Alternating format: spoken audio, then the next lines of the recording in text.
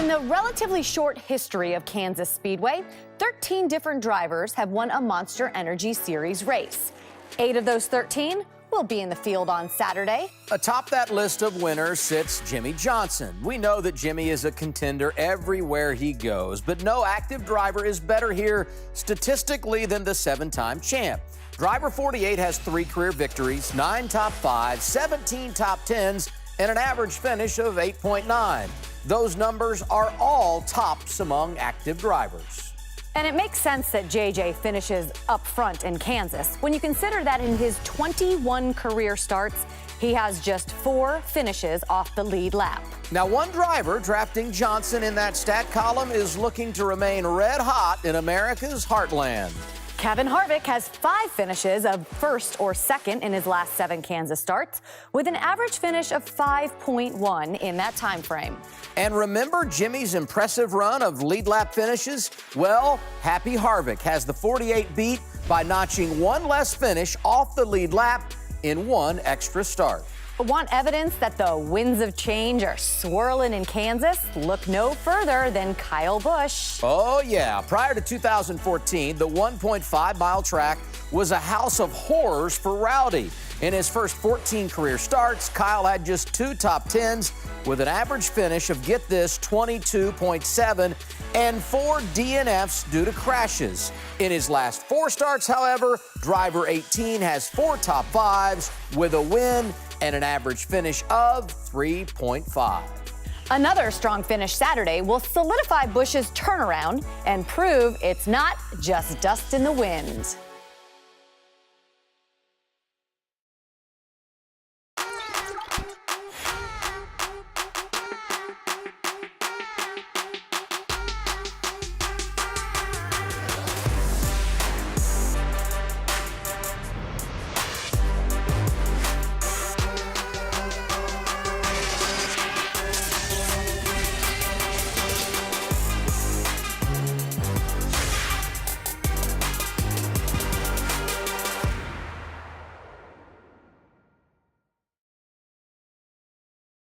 It went by so fast. NASCAR 2017 is halfway through its regular season. 13 chances gone, 13 still to go when thinking about the sport's playoff. It's been a year of firsts. Kurt Busch started it off with his first Daytona 500 victory. It's the first year for stage racing, a change that's added excitement and incentive throughout races for drivers. For the first time, Ricky Stenhouse Jr. and Austin Dillon drove to victory lane at the sport's highest level. And for the first time, we learned not all wins are equal. Joey Logano's encumbered win at Richmond means this checkered flag does not count toward locking himself in come playoff time. Courageous calls in the pits led to a surprise win for Ryan Newman in Phoenix. And hard racing in Las Vegas led to a surprise punch from Kyle Busch. The first half of the regular season has given us 9 different winners, led by who else? Jimmie Johnson with 3. Brad Keselowski has collected 2 trophies, along with midseason point leader Martin Truex Jr.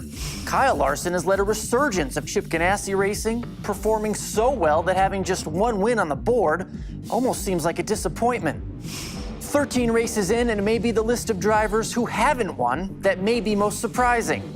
I'm not surprised about anything. Congratulations.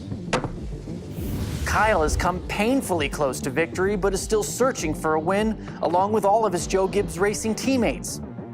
Clint Bowyer and Kevin Harvick shut out so far. Chase Elliott and Ryan Blaney, they've shown promise, but remain winless. And then there's the sport's most popular driver. Dale Earnhardt Jr. has struggled to find consistency in 2017. In April, he announced this year would be his last. At this point, victory seems like the only path to the playoff. 13 races down and half the championship field is set. But that still leaves 13 opportunities.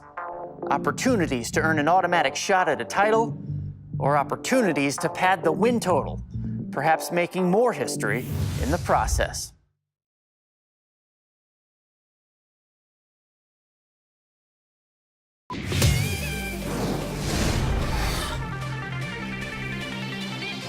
Through 8 races in 2017, Toyota has visited victory lane just once.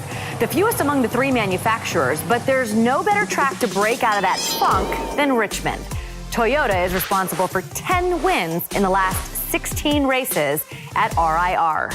And Shannon, Joe Gibbs Racing, still winless on the season, has taken 8 of those 10 Toyota victories. When you look at JGR's 2 longest tenured drivers, it's easy to see why they've had so much success. That's right. Kyle Busch's 4 wins on the 3/4-mile track leads all active drivers, outpacing Jimmy Johnson, Kevin Harvick, Dale Earnhardt Jr., and teammate Denny Hamlin, who all have 3. And Rowdy also leads active drivers with 15 top 5s and an average finish of 7. In his 23 career starts, Busch has finished in the top 10 a staggering 17 times. So not to be outdone in the stat column, Hamlin has led 1,594 laps in 2 less starts than Busch. That makes driver number 11 the active leader. How about this, Shannon? In his last 3 starts at Richmond, Denny has finished 6th, 6th, and 1st, an average of 4.3. Now, don't go crowning Kyle or Denny just yet. There is one more driver with the stats to make a case for a win on Sunday. Joey Logano may only have 1 win at RIR, but he has finished in the top 10 in 6 straight starts. In fact, since joining Penske in 2013, Joey has finished outside the top 10 exactly once. However, Logano has his work cut out for him against the JGR duo, but that's never slowed him down before.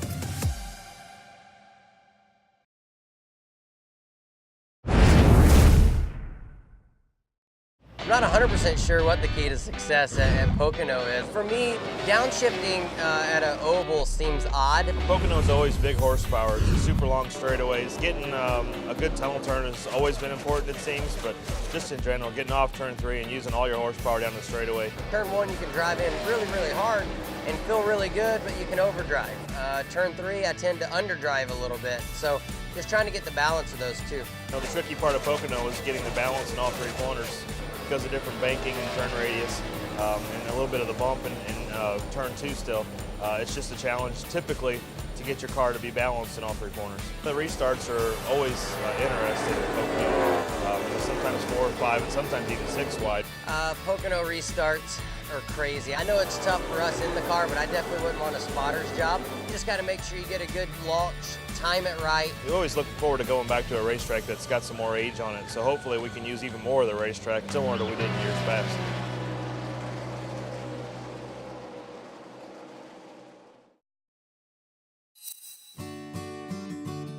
We're here to meet Daniel Suarez. And watch the All-Star race. We're excited. I really like Daniel. Yeah, we come to the All-Star race every year. We were emailed by the Speedway, and they asked if we wanted to come out and meet Daniel today, and of course we said yes. Hi. Nice to meet you. Come with the Toyota bus to meet Daniel. Okay.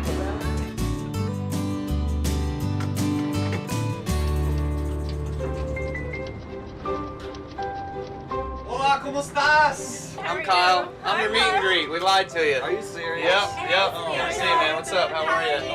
Nice to meet you. Yeah, we had a big surprise for you. Yeah, we're not just here for a meet and greet. We're here to let you guys know that you're a Bundle of Joy recipient. Oh my I God. knew it. I'm gonna cry. Oh my God. So we just want to tell you on behalf of the fans and all of the great funds we raise with our Everything is Great shirt, your guys' story just touched us. We just know the journey you guys have been through, and we just want to provide the funding so that you guys could go through it without that stress. Thank you Wish so you much. all the best on your journey. Thank you. It's going to be We got exciting, you guys some I'm shirts sure. too. So thank you. That is. really helps out a lot. So you're fine that you didn't meet Daniel Suarez. It's cool, but yeah, this was much better. Yeah, so what does it mean to you guys to have them, come into your lives and offer a gift like this that will be life-changing for you? Well, I think that's what it is. It's life-changing. Insurance covers nothing for this, so they're giving us an opportunity to start our family and, just start a whole new life as a couple. So what's kind of the next step for you guys then?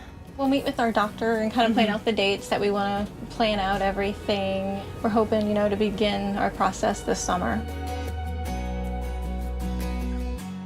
I kind of want to start at the beginning with you guys, kind of walk me through what it was like when you were trying to get pregnant, just that whole experience for both of you. In the beginning, it's super exciting. You're entering that next chapter of your life. You're gonna start a family, and it's fun, it's exciting, and then every month that goes by and you get a failed test, it's less fun and less exciting. And then right around that year mark when it's, you know, that many failed tests in a row, now you're just mad. I imagine you learn a lot about your partner through an experience like this. You do, you know, especially just through the challenging times and the disappointing times. You know, she was mad and upset and might have taken it out on me a couple times. But after a failed test, like, you'd sit on the floor with me and hold me as I just cried, and you were always there to kind of be like, all right, it's okay, we're gonna figure it out, we're gonna keep going. Don't look at me, you're gonna make me cry, don't look at me.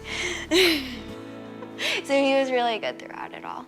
So was it about a year, you said, when you started to realize maybe you would have to rely on a different method to start your family? We basically went to the Reach Clinic in Charlotte, and they ran every possible test on both of us. And long story short, they were like, you have no eggs and you have no sperm. You two are not getting pregnant on your own. But that was the point when it was like, finally we have an answer. Yeah. Right. And now it's like, okay, the weight's kind of lifted off your shoulders. Now you can move on. It's like, okay, what's next? So with the IVF, how just kind of mentally, physically, emotionally taxing is that process? There's a lot of medicines and shots and all sorts of things involved, but he gave me all my shots. And now you have Brexton, who just celebrated a birthday recently, just a validation of all the, you know, kind of trials and tribulations along the way. All the hard work. But yeah, he's 2 now, and it's awesome. You know, it's so great to see that we wanted him for so long. It's really fun because he's just a unique personality and a unique person that we get to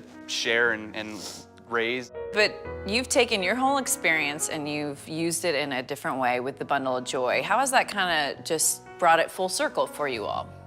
Well, when we were going through it, I think we couldn't even process anything like this or ever thought that we would be in a position to have to go through IVF. And we just really felt it on our hearts that this was for us and for other people. You know, like, we were gonna do something big with this. And I was with you all when you presented a Bundle of Joy package to a couple. It's a very powerful moment. And so what is it like for you all to kind of witness the change you're making in a family's life who's kind of at the wit's end with everything?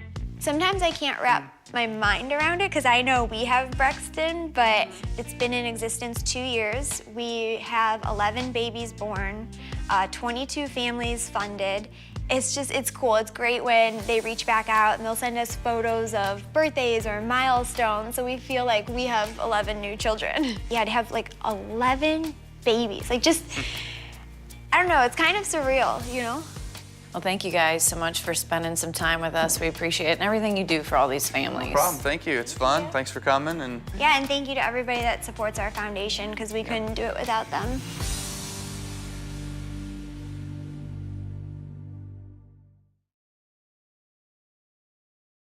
After 2 weeks off, it's time for NASCAR Xfinity Series teams to hit the track again. A home game at Charlotte Motor Speedway. Here we go. Christopher Bell spinning. Stage 1, all about Kevin Harvick. We begin stage 2. Stage 2 so far, the Ryan Blaney show. Sadler around. White flag in the air, 1 lap to go. Ryan Blaney does it at Charlotte. Oh yeah, Blaney, nice work. You are the man. You see that plate racing you seem to have the same guys up front. I list a couple guys that I think always seem to show up at the front of the races.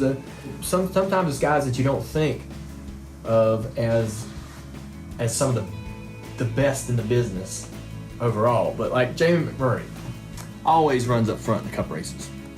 He always finds his way to the front. Kurt Busch always seems to find his way towards the front of the pack. Won the Daytona 500 this year. There's a handful of guys. Denny Hamlin, he's one of the best plate racers out there. Joe Logano always seems to find his way to the front at the plate races. Those races and that style of racing seem to fit certain personalities. Certain people seem to always do well there. So I think it also has something to do with your, the personality you have.